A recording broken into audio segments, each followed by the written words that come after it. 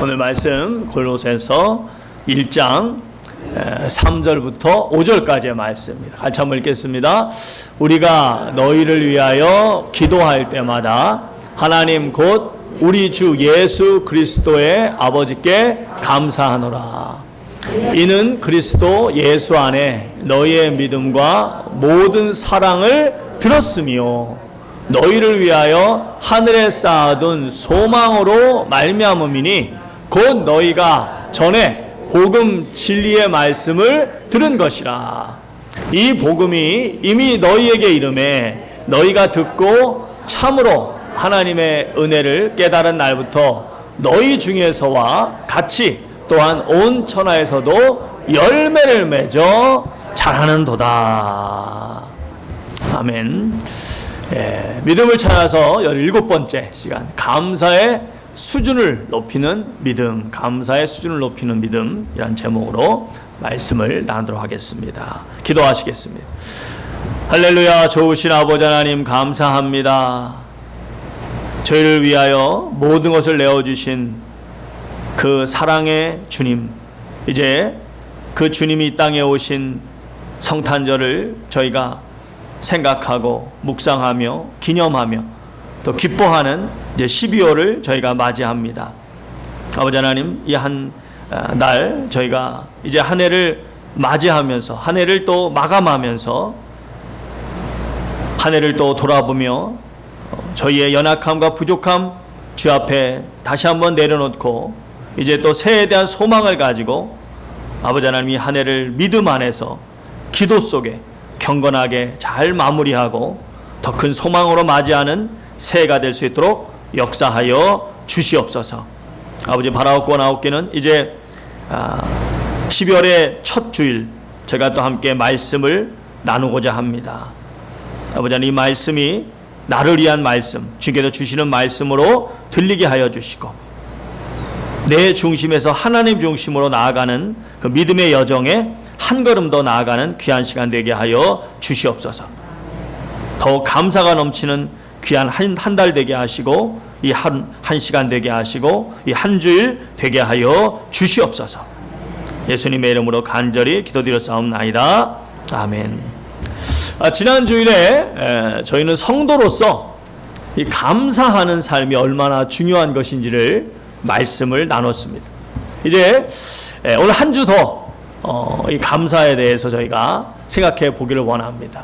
감사의 이 주제가 참 너무나 중요하기 때문에 저희가 한 주 더 그 주제에 대해서 생각하는 것이 필요하다고 이렇게 또 감동이 와서 한 주 더 이 감사에 대해서 생각해 보기를 원합니다.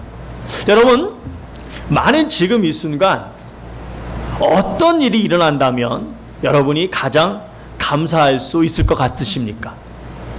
지금 이 순간 여러분에게 어떤 일이 일어나야 정말 여러분이 감사로 충만하실 것 같습니까? 만일 좀 병이 있으신 분, 좀 그 병이 그냥 그런 가벼운 병이 아니라 정말 좀 심각한 그런 병이 있으신 분이라면 그 병이 깨끗이 치유가 될 때 정말 감사가 넘치지 않겠습니까? 또 어떤 경제적인 그런 문제가 좀 심각하게 있는 분이었다면 그 경제적인 문제가 해결될 때 감사가 막 넘치게 될 것입니다. 그 외에도 사람마다 상황이 좀 다르고 형편이 다르다 보니까 감사의 조건이 다양하게 나타나게 될 것입니다. 어쨌든 그 감사의 조건이 무엇이든 그 감사의 이유가 무엇이든지 간에 다시 말씀드리지만 중요한 것은 감사하는 삶. 이 감사는 구원의 은혜를 받은 성도로서 너무나 당연한 모습이라는 것입니다. 그래서 때때로 감사하지 못할 상황을 우리가 만나게 될 텐데 그런 상황 속에조차도 우리는 누가 계시기 때문에? 하나님이 계시기 때문에 감사해야 되는 것입니다. 사실 이 감사하는 마음을 가지고 살아야 하는 것은 여러분과 제가 하나님의 자녀이고 성도이기 때문만이 아니라 감사 그 자체가 우리 건강에 미치는 영향이 실제적으로 정말 크다는 것입니다. UC 데이비스의 유명한 심리학자, 세계적 심리학자 로버트 에몬스라는 분이 많은 연구를 했습니다. 또 유펜의 마틴 셀레기만이라는 박사가 유명한 박사인데 이분도 많은 연구를 했습니다. 또 하버드 메디컬 스쿨에서도 이 주제를 가지고 많은 연구를 했습니다. 그 외에도 많은 그런 의학 연구기관들이나 그런 박사들이 이 부분을 가지고 이 주제를 가지고 많은 연구를 했는데 결론은 뭐냐?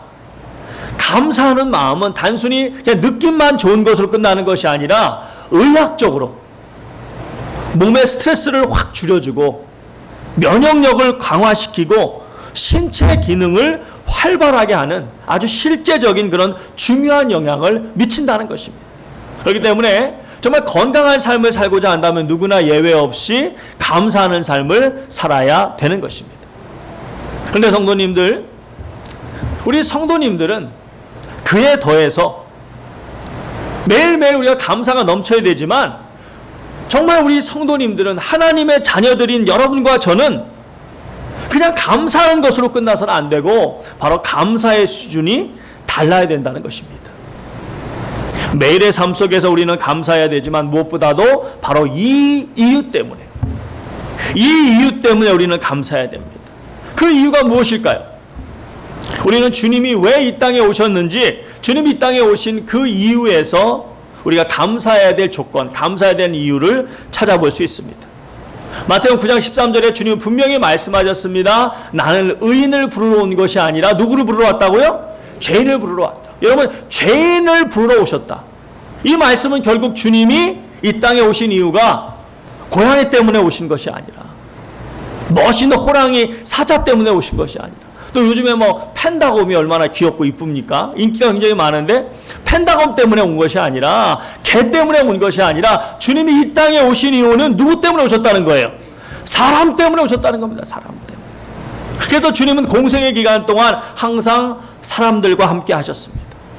때로는 많은 셀 수 없는 사람들과 함께 하셨고 때로는 소그룹과 함께 하셨고 때로는 1대1로 만나기도 하시면서 주님의 삶은 철저히 사람을 만나고 사람을 위하는 삶이었습니다.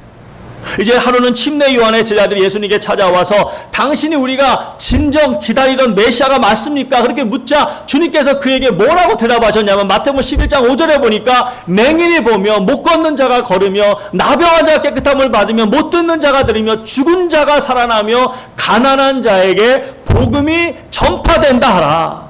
이것이 주님의 답이었습니다. 무슨 말입니까? 주님의 메시아 맞으신데 메시아로서 내가 이 땅에 오셔서 이 땅에 주님께서 오셔서 우리 곁으로 오셔서 주님이 누구를 위해서 일하신다는 것입니까? 바로 사람입니다. 자, 그러면 왜 사람이 이토록 중요할까요? 사람만이 하나님의 형상을 따라 지음받았고 사람의 영혼만이 영원한 존재로서 우리 주님과 영원히 함께 할 것이기 때문입니다. 물론 우리의 육신도 때가 되면 영광스러운 부활체로 부활해서 영원히 주님과 함께 할 것입니다. 데살로니가 전서 4장 16절에 보시면 주께서 호령과 천사장의 소리와 하나님의 나팔 소리로 친히 하늘로부터 강림하시리니 그리스도 안에서 죽은 자들이 먼저 살아난다고 먼저 일어난다고 말씀해 주고 계십니다. 그렇습니다. 우리의 육신도 이제는 영원히 썩지 않는 부활체로 부활하게 되는 것입니다. 그러나 그 중심에는 여전히 우리의 영혼이 있는 것입니다. 이처럼 사람이 소중한 존재이기 때문에 주님은 사람 때문에 이 땅에 오셨고 사람을 위해 일하셨고 사람을 위해 십자가에서 죗값을 감당하셨습니다. 그래서 성경을 뭐라고 이야기합니까? 스바냐 3장 17절에 너의 하나님 여호와가 너의 가운데 계시니 그는 구원을 베푸실 전능자시라. 그가 너로 말미암아 기쁨을 이기지 못하시며 너를 잠잠히 사랑하시며 너로 말미암아 즐거이 부르며 기뻐하시리로다. 아멘. 여러분, 제가 누군지 아십니까?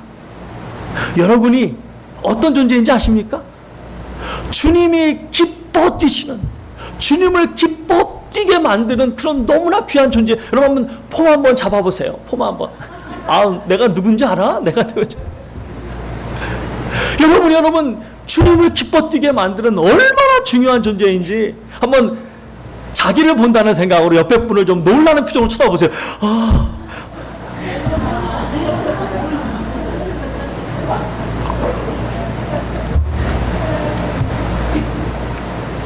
여러분, 하나님이 사람을 이토록 소중히 여기신다는 사실이 우리에게 무엇을 의미합니까? 무엇을 말하고 있습니까? 주님을 믿고 따르는 우리 또한, 우리의 성도님들 또한 그리스도인이라고 불리는 예수님의 제자라고 불리기를 원하는 여러분과 저 또한 누구를 인하여 기뻐해야 된다는 거예요? 사람을 인하여. 사람을 인하여 기뻐하고 사람 때문에 감사해야 된다는 것입니다. 그러면 그 사람의 무엇 때문에 감사해야 됩니까? 나에게 밥을 잘 사줘서? 나에게 친절하게 대해줘서? 아니면 돈을 꿔줬는데 돈을 다시 받을 생각을 안 하고 그래서? 그러면 그런 사람이 있으면 좋겠죠. 그런 사람이 주변에 그냥 밥도 잘 사주고 항상 친절하게 대해주고 그냥 내가 필요하면 돈도 팍팍 꿔주는데 받을 생각을 안 해. 받을 생각을 안 해. 그냥 막 쓰래. 그냥 막 쓰래. 그런 사람이 있으면 얼마나 좋겠습니까? 그런데 그런 분이 있다면 그것도 감사할 것이지만 여러분과 제가 정말 감사해야 돼요. 우리가 하나님의 자녀로서 성도로서 정말 사람 때문에 감사해야 되는 것은 그 귀한 한 영혼이 예수님을 믿고 영적으로 성숙해 감을 인해서 하나님의 자녀로 성장의 감을 인해서 감사해야 되는 것입니다. 사람이 살아가면서 삶 속에서 사실 참 많이 차지하는 부분이 있다면 그것은 바로 다른 사람과의 관계일 것입니다. 우리는 사람 때문에 기뻐하고 사람 때문에 아파하고 사람 때문에 살맛이 나기도 하고 또 사람 때문에 살맛이 없어지기도 합니다. 그래서 요즘에 이렇게 보니까 이 관계에 대한 예능 프로그램들이 참 막 넘쳐나요. 특별히 한국 같은 데서는 여러분 오은영 박사라는 분이 되게 유명하더라고요. 그분이 왜 이렇게 인기가 있고 유명한가? 결국 그분이 뭐 하는 사람이에요? 다른 사람과의 관계에 대한 이야기를 해주는 사람이에요. 관계에 대한 이야기를 해주는 사람. 그러다 보니까 굉장히 인기가 많습니다. 이처럼 우리네 삶에서 이 다른 사람과의 관계는 뗄래야 뗄 수 없는 그런 부분이라는 것을 우리가 기억하지 않을 수 없습니다. 그래서 우리 성도님들도 지금까지 살아오시면서 정말 많은 사람과의 관계 속에서 살아오셨을 텐데요. 자, 우리 눈 한번 감아 봅시다. 눈 한번 감아 보세요. 눈 한번 감아 보시고, 눈 한번 감아 보시고, 눈 한번 감아 보시고, 조용히 한번 생각해 보세요. 뭘 생각하냐면 여러분과 관계를 했고 또 지금도 관계하고 있는 그런 사람이 있다면 그 사람을 한번 떠올려 보시기 바랍니다. 한번 잠시 여러분의 마음속으로 여러분과 관계했고 지금 관계하고 있는 사람을 한번 떠올려 보세요. 어떻습니까? 여러분의 마음속에 떠오르는 그분이 여러분의 기쁨을 주고 감사가 넘치게 하는 인물이십니까? 아니면 여러분이 아픔을 주고 화나게 하는 인물이십니까? 자, 이제 한번 눈 한번 떠보세요. 이제 눈 뜨세요. 사랑하는 성도 여러분, 우리가 살아가면서 눈을 감을 때마다 우리로 하여금 감사하게 만드는 사람이 넘친다면 얼마나 참 기쁘고 좋은 일이겠습니까? 하지만 어떤 사람은 안타깝게도 눈만 감았다 하면 미소가 나오고 웃음이 나오고 기쁨이 넘치고 감사가 나오는 사람은 별로 없고 눈만 감았다 하면 떠오르는 사람들이 이가 갈리고 피가 거꾸로 솟구치는 사람만 떠오르는 것입니다. 눈만 감았다 하면 사람에게 당한 일만 생각나는 것입니다. 내 피 같은 돈 떼먹은 인간, 나에게 억울한 누명 씌운 인간, 나를 이용만 해먹은 인간, 나를 왕따시킨 인간, 또 생각하면 생각할수록 질투심만 일으키는 인간이 넘치는 것입니다. 아니 그 인간은 왜 이렇게 잘났어? 왜 이렇게 잘 나가는 거야? 그래서 생각하기만 하면 그냥 막 열받고 막 소화가 안 되고 막 그런 모습이 넘치는 것입니다. 여러분, 정말 그런 분이 계신다면 얼마나 불행하고 얼마나 안타까운 삶입니까? 사랑하는 성도 여러분, 왜 현대인들이 이 우울증, 이 공황장애 이런 것들이 많은가? 유전적 요인이나 환경적 요인도 있지만 많은 경우가 바로 이 다른 사람과의 관계 속에서 일어난다는 것입니다. 자, 그러면 왜 기쁨을 주는 사람보다 아픔을 주는 사람이 그렇게 많은가? 그것은 사람에 대한 관심이 영적이지 못하고 지극히 육적일 때가 많기 때문입니다. 바라기는 우리 새누리 성도님들은 눈을 감을 때마다 사람 때문에 오는 감사가 넘칠 수 있기를 축원드립니다. 그러기 위해서는 여러분과 저 또한 이 사람에 대한 관심을 가져야 되는데, 무엇보다 영적인 시각을 가지고 영적인 관점을 가지고 사람을 바라봐야 됩니다. 그 사람이 뭘 입고 다니나, 누굴 만나고 다니나, 어딜 놀러 다니나, 무슨 보석을 하고 다니나, 키가 큰가 작은가, 눈이 큰가 작은가, 배가 나왔나 안 나왔나, 칼을 댔나 안 댔나, 칼을 댔으면 얼마나 됐고 또 어디서 댔나, 차를 타면 무슨 차를 타고 다니고, 또 집을 살면 어떤 집을 살고 있나, 그 사람이 나에게 어떤 세상적인 이익을 줄 수 있나, 그런 관심이 아니라 그 사람이 믿음 안에 제대로 서 있는가, 그 믿음 안에서 바르게 신앙생활하고 있는가, 그에 대한 관심을 가지고 그것을 위해 기도하고 그 일을 위해 최선을 다해 도와주는 여러분과 제가 되어야 되는 것입니다. 그런 가운데 믿음이 성장해가는 것을 볼 때에 무엇보다, 세상에 그 어떤 일보다 감사하고 기뻐해야 되는 것입니다. 그래서 3장 1절에 우리가 잘 아는 말씀, 너희가 그리스도와 함께 다시 살리심을 받았으면 위의 것을 찾으라. 거기는 그리스도께서 하나님 우편에 앉아 계시느니라. 너희가 다시 살리심을 받았으면, 너희가 그리스도와 함께 다시 살리심을 받았으면 무슨 뜻입니까? 너희가 거듭났으면, 너희가 구원받았으면, 너희가 이제 주 안에서 새로운 피조물이 되어서 주님과 새로운 삶을 살기 시작했으면, 여러분 거듭나셨습니까? 구원 받으셨습니까? 예수님 믿고 하나님의 자녀가 되셨습니까? 그렇다면 당연히 어디 것을 찾아야 된다고요? 위의 것을. 그럼 위의 것은 무엇을 말합니까? 위의 것을 찾으라 말씀하시고 그 다음에 뭐라고 말씀하시냐면, 잠시 있다 사라지는 이 안개와 같은 땅의 것을 바라보지 말고, 땅의 것을 찾지 말고 위의 것을 찾으라고 말씀하시면서 바로 이어서 하는 말씀이 무슨 말씀입니까? 거기는 그리스도께서 하나님 우편에 앉아 계시느니라. 무슨 말입니까? 왜 그 말씀하셨습니까? 너희가 위의 것을 찾아야 되는데, 그 위의 것을 찾는다는 말은 바로 그리스도 중심의 삶을 살아야 된다는 것입니다. 그리스도의 마음을 가지고 살아가야 된다는 것입니다. 그러면서 다시 한번 강조하십니다. 위의 것을 생각하고 땅의 것을 생각하지 말라. 이는 너희가 죽었고, 뭐라고요? 여러분 예수를 믿는 순간 나는 어떻게 됐다고요? 죽었어요. 나는 죽었어요. 이는 너희가 죽었고 너희 생명이 그리스도와 함께 하나님 안에 감추었습니다. 이게 무슨 말입니까? 내가 구원받은 사람이라면, 내가 거듭난 사람은 더 이상 내가 없다는 겁니다. 더 이상 나를 위한 삶이 아니라 이제부터는 주님이 보여지는 삶, 주님이 나타나는 삶을 살아야 된다는 것입니다. 여러분, 주님은 누구를 위해 사셨다고요? 주님은 누구를 위해 사셨다고요? 사람입니다. 그렇습니다. 귀한 한 사람 한 사람이 구원받고 하나님의 자녀로 합당한 열매를 맺으며 살아가는 그 일을 위해서 주님은 평생을 헌신하셨고 십자가에 달리셨고, 그렇기 때문에 가장 기뻐하는 일이 무엇입니까? 주님이 가장 기뻐하시는 일은 바로 한 영혼이 구원받아 믿음 안에 서 있는 것.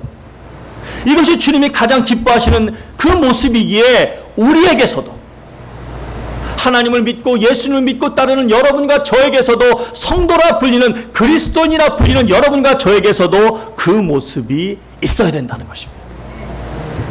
바로 그 예수님을 따라서 살아가신 대표적인 인물 중에 한 사람이 바로 바울 사도입니다. 여러분이 잘 아시는 것처럼 바울은 항상 감사가 넘치는 삶을 살았습니다. 하지만 바울의 삶은, 우리가 그의 삶을 가만히 살펴보면 우리 인간적인 기준으로 볼 때 사실 그렇게 감사할 것이, 오히려 감사보다는 불평만이 넘쳐야 되는 그런 삶이에요.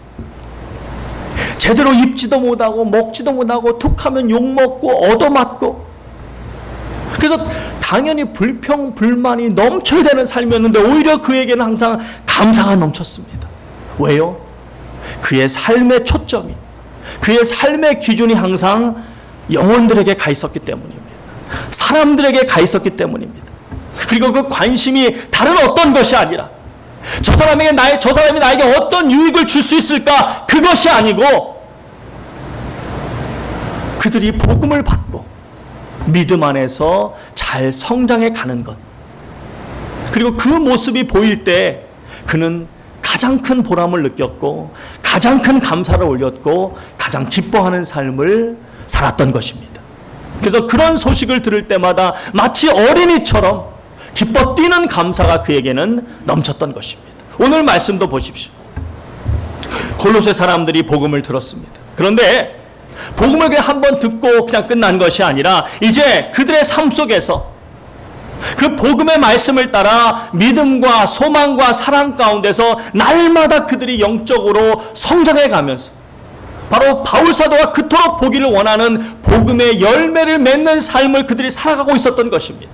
우리 6절 말씀 다시 한번 보겠습니다. 같이 읽겠습니다. 시작. 이 복음이 이미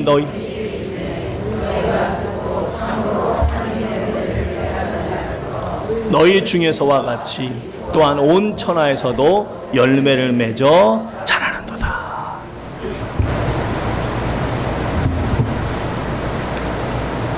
그들이 복음을 받아들이고 그 복음 안에서 날마다 영적으로 성숙해 가고 있는 그 소식을 들을 때 바울은 너무나 기뻤던 것입니다. 이 세상의 그 무엇과도 바꿀 수 없는 감사가 그에게 넘쳤던 것입니다. 그는 그만큼 바울 사도와 그들의 영적 성장을 위해서 애를 썼기 때문입니다.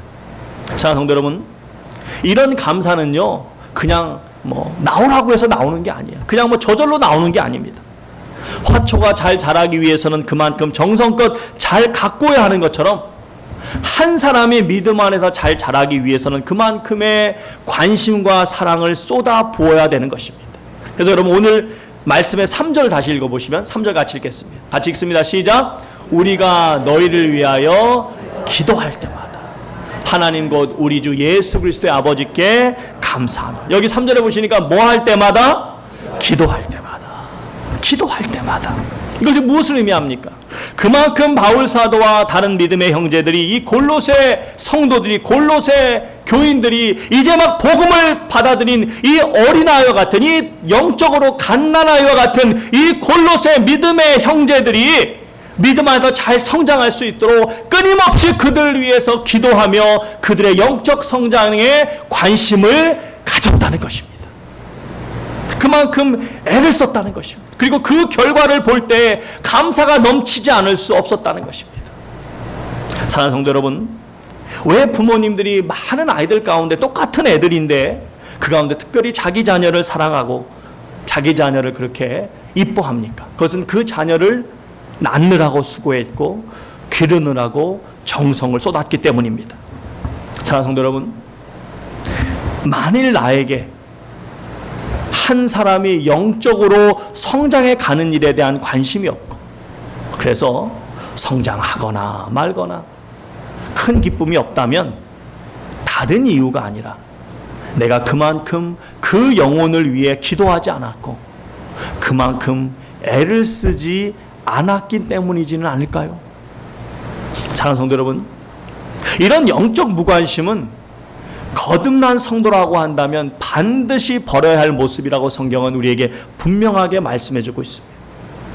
디모데후서 3장 1절부터 5절까지의 말씀, 너무나 귀한 말씀인데 여러분 꼭 찾아보시고 묵상하시기 바랍니다. 제가 나중에 기회가 되면 그 말씀을 좀 자세하게 살펴보기를 원하는데, 그 말씀 디모데후서 3장 1절에 이렇게 말씀하십니다. 내가 이것을 알지니 말세에 고통하는 때가 이르러. 말세가 되면 여러 가지 죄악된 모습이 나타나서 영적으로 우리가 힘들어지는, 고통하는 때가 이른다고 하면서 쭉 그에 대한 말씀을 하시는데 3절에 뭐라고 말씀하시냐면 무정하며, 말세에 나타난 여러 가지 죄악의 특징 중에 하나가 뭐냐면 무정하며, 이 무정하면은 무슨 뜻이냐면 관심이 없다는 거예요.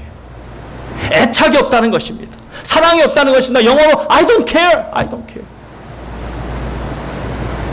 그게 하나님이 미워하시는, 하나님이 싫어하시는 큰 죄악의 모습이라는 것입니다. 그래서 5절의 결론이 뭐냐면 너는 이 같은 사람에게서 돌아서라. 내가 이 같은 사람에서 돌아서라. 무슨 말입니까? 그런 사람 가까이 하지 말라는 것입니다. 간단히 말해서 무정한 사람은, 다른 사람의 영적인 일에 관심이 없는 사람은 결코 복받는 심령이 될 수가 없다는 것입니다. 우리 새누리 가족은 진정 복받는 심령으로 살아야 될 줄 믿습니다. 그러기 위해서는 형제 자매가 영적으로 성장하는 일에 큰 관심이 있어야 하는 것입니다. 그렇다고 잔소리 많이 하라는 것이 아니라 더 기도하시고 더 섬기는 자세를 가져야 된다는 것입니다. 사랑하는 성도 여러분, 오늘 여러분을 영적으로 기쁘게 하는 영혼이 있습니까?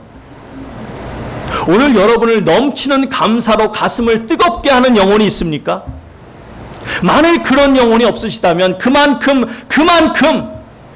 영혼에 대한 영적인 관심과 노력을 쏟지 못하고 있기 때문은 아닐까요?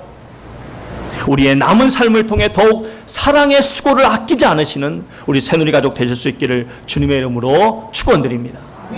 사랑하는 성도 여러분, 계속 말씀드리지만 하나님께서 가장 기뻐하시는 것은 한 영혼이 구원받고 복음의 열매를 맺는 삶을 살아가는 것입니다. 그 귀한 일을 위해 바울로부터 지금까지 수많은 하나님의 사람들이 때때로 자기의 생명을 바쳐가면서 헌신했고 지금도 헌신하고 있습니다. 그러기에 여러분과 저도 이 일을 위해서 최선을 다해야 합니다.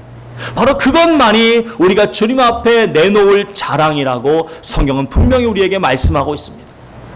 여러분, 언젠가 우리가 주님 앞에 서게 될 텐데 주님 우리에게 물으실 것입니다. 너희가 나를 위해 가져온 것이 무엇이냐? 그때 여러분 주님 앞에 무엇을 내놓겠습니까? 돈을 내놓겠습니까? 건물을 내놓겠습니까? 명예를 내놓겠습니까? 인기를 내놓겠습니까? 권력을 내놓겠습니까? 뭘 주님 앞에 내놓겠습니까? 우리가 내놓을 수 있는 것은 단 한 가지밖에 없습니다. 바로 사람입니다.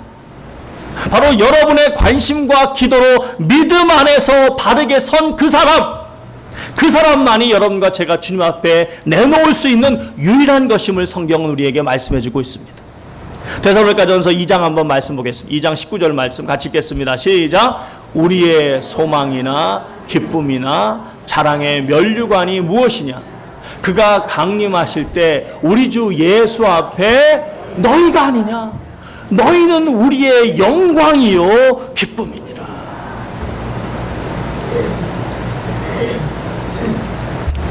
바로 사람만이 주님 앞에 유일하게 내놓을 수 있는 헌신의 증거인 것입니다. 그래서 바울 사도는 당시 유대인 사회에서 가장 잘 먹고 잘 살 수 있었음에도 불구하고 다 배설물로 여기고 이 귀한 일을 위해서 어쩌면 인간적으로 볼 때 가장 불행하게 보일 수 있는 길임에도 불구하고 그 길을 기쁨으로 걸어갔습니다. 여러분, 고린도후서 11장을 읽어보시면 이제 초대교회에 나타나서 교회를 힘들게 했던, 성도들을 힘들게 했던 거짓 선지자들, 거짓 사도에 대한 말씀을 쭉 하십니다. 고린도후서 11장 13절부터 이런 말씀이 있습니다. 그런 사람들은 거짓 사도요 속이는 일꾼이니 자기를 그리스도의 사도로 가장하는 자들이니라. 이것이 이상한 일이 아니니라. 사탄도 자기를 무슨 천사로? 광명의 천사로 가장하나니 사탄의 일꾼들도 자기를 그리스도의 일꾼으로, 의의 일꾼으로 가장하는 것이 대단한 일이 아니니라. 그들의 마지막은 그들의 행위대로 되리라. 그렇습니다. 거짓 사도들이, 거짓 선지자들이, 거짓 스승들이 아무리 그럴듯해 보이고 아무리 화려해 보이고 아무리 그럴듯한 말로 우리를 현혹한다 할지라도 결국은 그들은 결국 사탄의 앞잡이라는 것입니다. 그처럼 그 악한 거짓 종들의 실체를 고발하시고 나서는 그에 반해서 그럼 하나님의 진정한 종은 어떤 사람인가? 하나님의 진정한 종은 어떤 사람이어야 하는가를 말씀하시면서 23절부터 이렇게 말씀하십니다.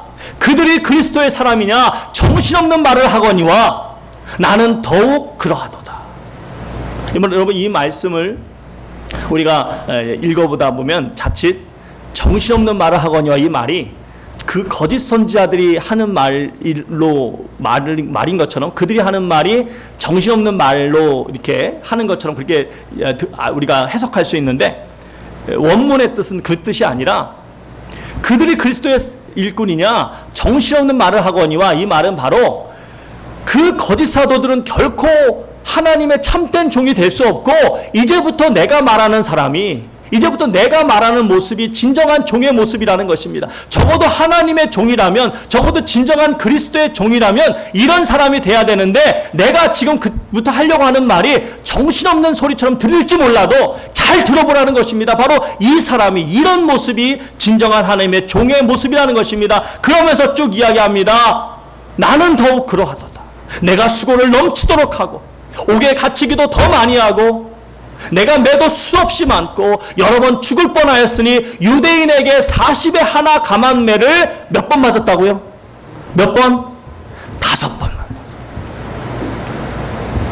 성도 여러분, 여러분 잘 아시는 것처럼 이 40에 하나 감한 매는, 40에 하나 감한 매니까 몇 대예요? 39대죠. 이 벌은 채찍으로 때리는 건데요, 이 채찍이 그냥 매끈한 채찍이 아니라 매듭이 지어져 있는 채찍입니다. 그러니까 때릴 때마다 살갗이 벗겨지고 살점이 떨어져 나가는 겁니다. 너무나 고통스럽고 아프기 때문에 그 벌을 받다가 대부분이 다 기절을 하거나 죽는 일도 종종 일어났습니다. 그래서 기록에 보면 유대인들이 아무리 심한 죄를 져도 20대 이상까지는 때리지 않았습니다. 그런데 40에 하나 감한 매라는 것은 이제 율법에서 이제 40대까지 때리지 말라고 했기 때문에 40에 하나 감한 매가 있기는 있는데, 그렇게까지 때리는 경우는 거의 없습니다.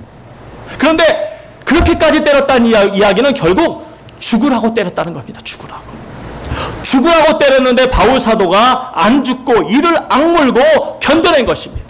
사랑하는 성도 여러분, 한 번 어떻게 맞았다고 할 수 있을 것입니다. 얼마나 고통스럽겠습니까? 그래서 다시는 맞고 싶지 않다고 생각했을지 모릅니다. 그런데 또 맞았습니다. 여러분, 얼마나 괴롭고 힘들었겠습니까? 그래서 아마 그런 생각했을지 모르겠어요. 내가 복음을 안 전할 수는 없으니까 전하긴 전하지만 이제 적당히 좀 전해야 되겠다. 너무 심하게 전해서 이렇게 심하게 맞을 일을 해서는 안 되겠다. 그런 생각이 그에 들었을지 모릅니다.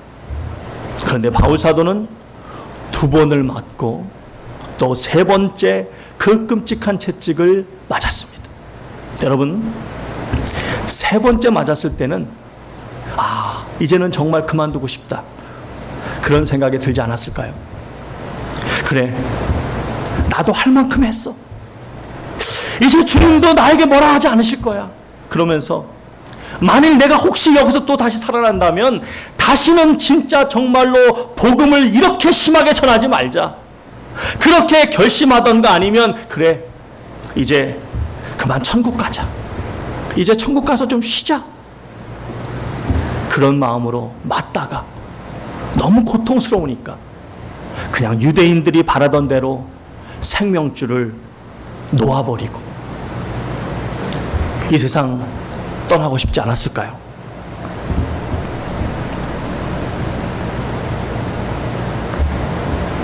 하지만 바울 사도는 그 3번째마저도 다시 이를 악물고 견뎌냅니다. 도대체 무엇이 바울 사도로 하여금 그 말로 형용할 수 없는 그 아픔을 견뎌내게 했을까요? 로마서 1장 14절에 보니까 헬라인이나 야만인이나 지혜 있는 자나 어리석은 자에게 내가 다 빚진 자라고 이야기합니다. 도대체 바울이 뭘 빚졌다는 것입니까? 복음을 빚졌다는 것입니다. 고린도서 9장 16절에 보면 내가 복음을 전할지라도 자랑할 것이 없으면 내가 부득불할 일임이라, 만일 내가 복음을 전하지 아니하면 내게 뭐가 있다고요? 화가 있으리로다.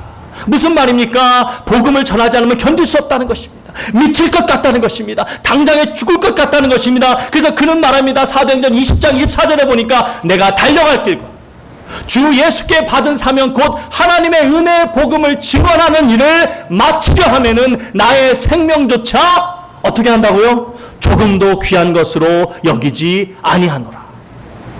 한 영혼을 저 지옥에서 천국으로 건져내는 이 복된 복음을 전하는 일이 내 이 한 목숨보다 더 귀하다는 것입니다. 그래서 그는 이렇게 외칩니다. 그래서 1장 24절에 보니까 나는 이제 너희를 위해서 받는 괴로움을 기뻐하고 그리스도의 남은 고난을 그의 몸된 교회를 위하여 내 육체에 채우노라. 영혼을 살리기 위해서 십자가의 고난을 기꺼이 당하신 그 주님을 따라 나 또한 그 길을 끝까지 걸어가겠다는 것입니다. 그런 굳은 마음으로 또 자기 때문에 돌에 맞아 죽어가던 스데반 집사님의 모습도 떠올랐을지 모릅니다. 그래서 아직은 아니야. 아직은 아니야. 좀 더 전해야지. 아직 복음을 알지 못하는 사람들이 저리 많은데 좀 더 전해야지. 그러면서 채찍 한 대 한 대가 날아오면서 파인살을 또 파고 또 파고 또 파고 들어올 때마다 그는 기도했을 것입니다. 주여, 견딜 수 있게 하여 주시옵소서. 주여, 복음을 좀 더 전할 수 있는 힘을 주시옵소서. 주여, 이번에도 살아남게 하여 주시옵소서. 주여, 그래서 조금이라도 더 복음을 전할 수 있게 주시옵소서. 그렇게 그는 끔찍한 40에 하나 감한 채찍을 무려 5번이나 견뎌냅니다. 그런데 여러분, 그것이 끝이 아닙니다. 그 이후에도 그에겐 끊임없는 고통이 찾아옵니다. 유대인에게 40에 하나 감한 매를 내가 5번 맞고 3번 태장으로 맞고 1번 돌로 맞고 3번 파손하고 일주일을 깊은 바다에서 지냈으며 또 여러 번 여행함으로 강의 위험과 강도의 위험과 동족의 위험과 이방인의 위험과 신의 위험과 광야의 위험과 바다의 위험과 거짓 형제들 중에 위험을 당하고 또 수고하고 애쓰며 여러 번 자지 못하고 줄이고 목마르며 여러 번 굶고 춥고 헐벗었노라.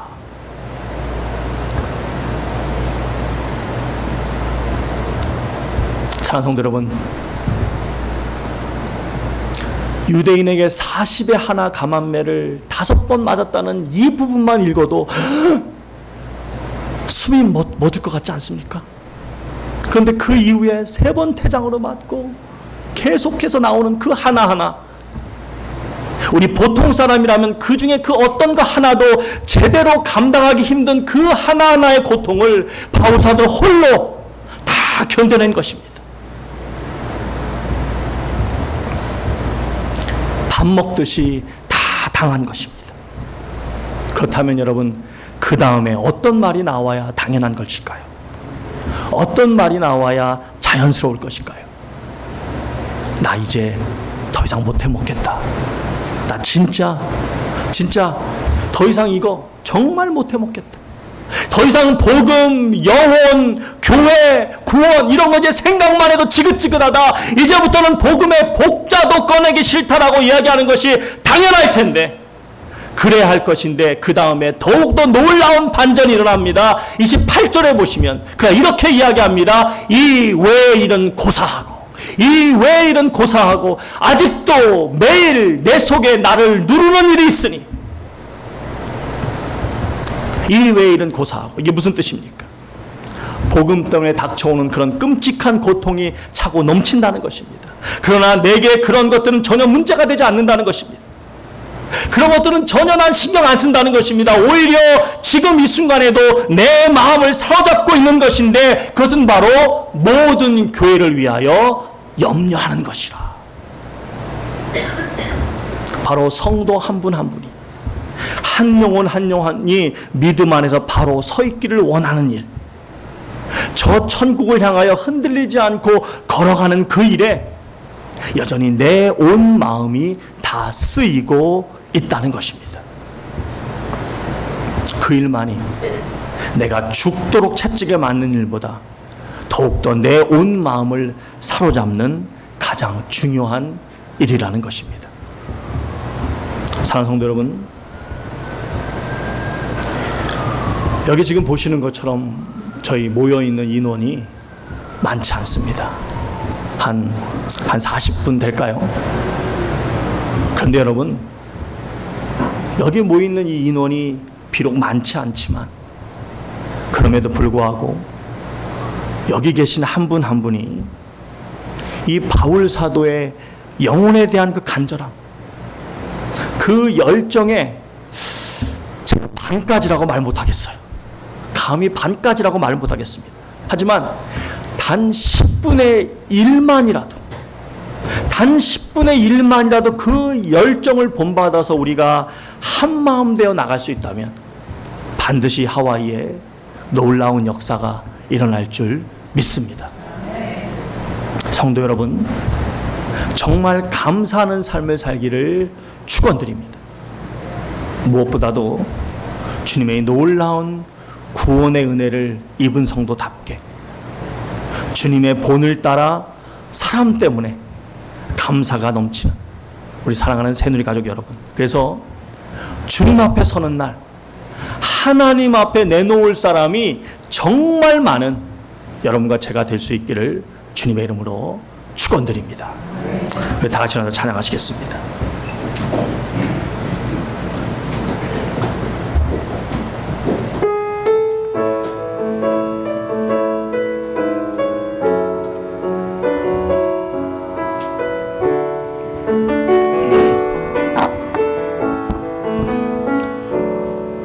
우리 오늘 눈물로 하늘에 씨앗을 심는다. 꿈꿀 수 없어 무너진 가슴에 저들의 푸른 꿈 다시 돋아나도록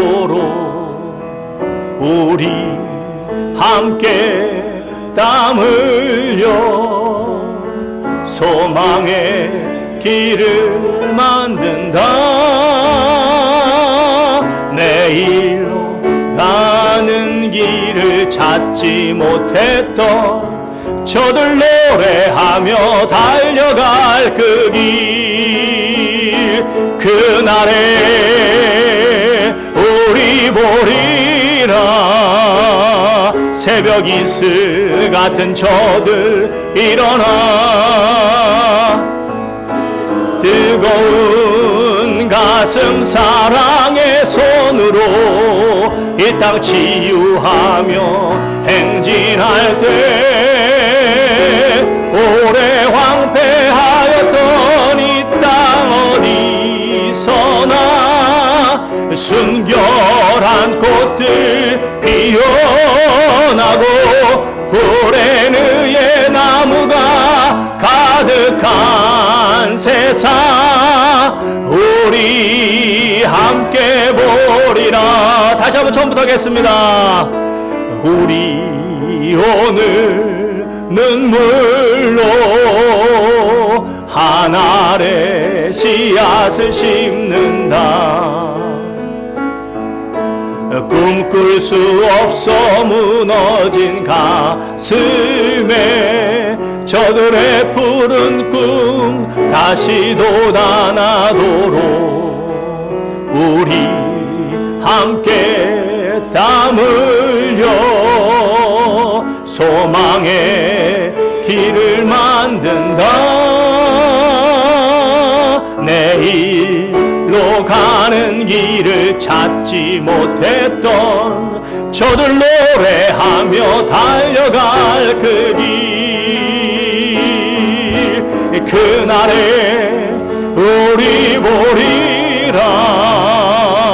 새벽 이슬 같은 저들 일어나 뜨거운 가슴 사랑의 손으로 이 땅 치유하며 행진할 때 오래 황폐하였던 이 땅 어디서나 순결한 꽃들 피어나고 푸른 의의 나무가 가득한 세상 우리 함께 보리. 오래 황폐했던 오래 황폐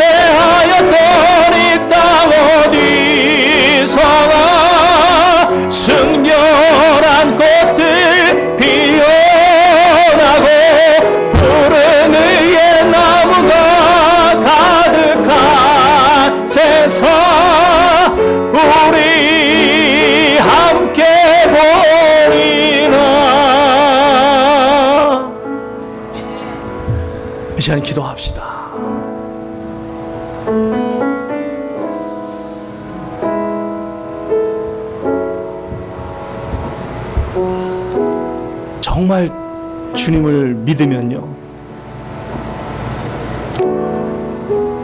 로마서 8장 9절에 말씀하신 것처럼 너희 가운데 그리스도의 영이 있으면 너는 영에 거하고 육신에 거하지 아니하나니, 누구든지 그리스도의 영이 없으면 그리스도의 사람이 아니라고 했습니다.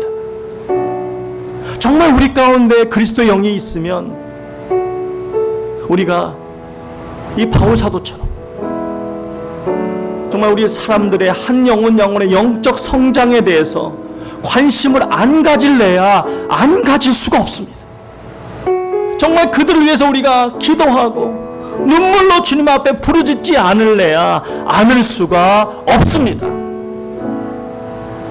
이 시간 우리 다시 한번 기도할 때, 주님, 우리 안에 그리스도의 영이 없으면 그리스도의 사람이 아니라고 말씀하셨습니다. 주님, 이 시간 우리 다시 한번 기도합니다.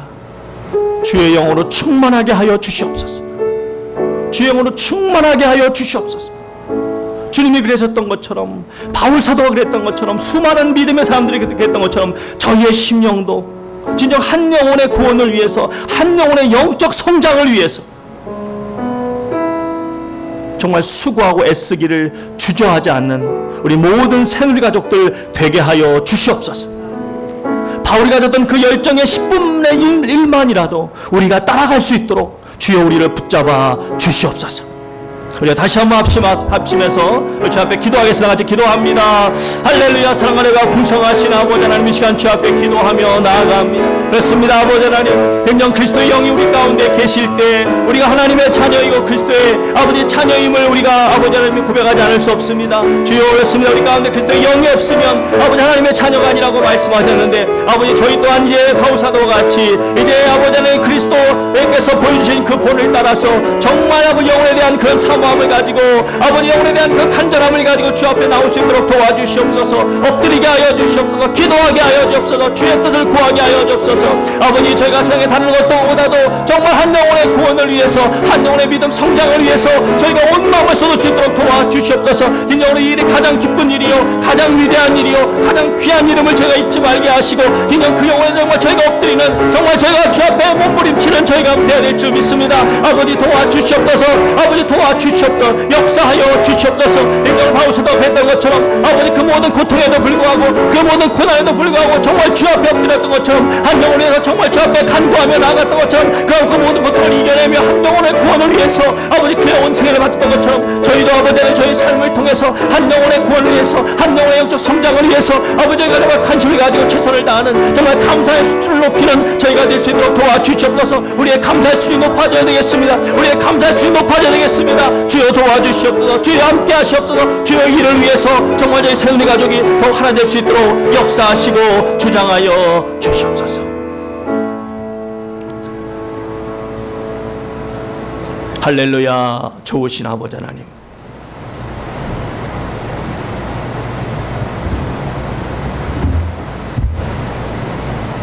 누구든지 나를 따라오려거든 자기를 부인하고 날마다 자기 십자가를 지고 나를 따라야 한다고 했습니다.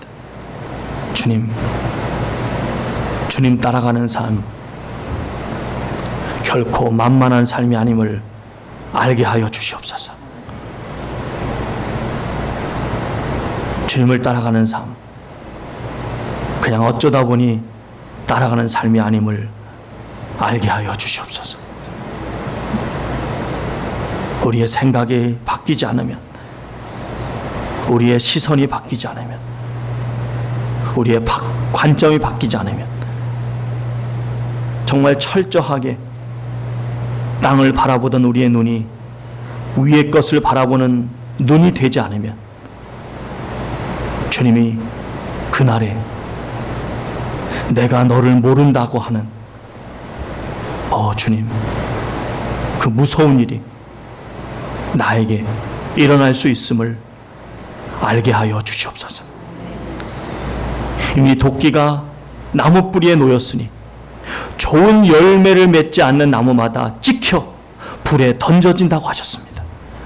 아버지 하나님, 우리 가운데 초신자 없습니다. 우리 가운데 이제 막 예수님 믿은 사람 없습니다. 적어도 몇 년에서 수십 년 예수님을 믿고 있는 그런 저희들입니다.